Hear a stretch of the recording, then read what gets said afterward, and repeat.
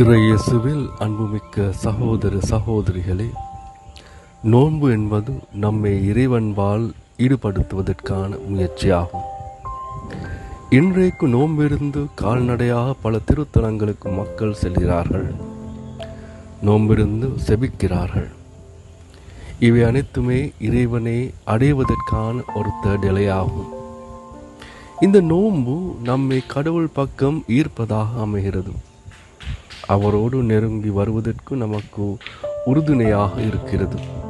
ஆக நோன்பு என்பது கடவுளின் துணையை நாடுவதற்கான ஒரு செயல்பாடாக அமைகிறது. பிரிவில் நாம் நோன்பிருக்கும் போது இறைவனின் ஆறுதல் நமக்கு அதிகமாக கிடைக்கிறது. ஏனென்றால் பிரிவு நமக்கு மனவேதனை தருகின்றது. அந்த மனவேதனையை தணிக்கிற விதமாக நோன்பு நமக்கு கடவுளின் ஆறுதலை பெற்று தருகிறது. இந்த நற்செய்தி தரும் படிப்பினை இதுதான் அன்பார்ந்த சகோதர சகோதரிகளே. நமது வருத்தமான தருணங்களில் நமது ஆறுதல் இறைவன் மட்டுமே. இறைவன் ஒருவர் தான் நமக்கு நிரந்தரமான ஆறுதல் தர முடியும். அது எத்தனை பிரிவாக இருந்தாலும் இழப்பாக இருந்தாலும் இறைவன் ஒருவர் தாம் நமக்கு நிரந்தரமான உடனிருப்பை வழங்க முடியும்.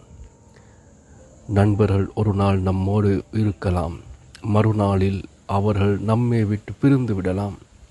ஆனால் இறைவன் ஒருவர் மட்டும்தான் நம்மை எந்நாளும் உடனிருந்து ஆறுதல் படுத்தக்கூடியவராக இருக்கிறார். ஆகவே நாங்களும் இறைவனோடு சேர்ந்து வாழ முயற்சி செய்வோம். ஆமேன்.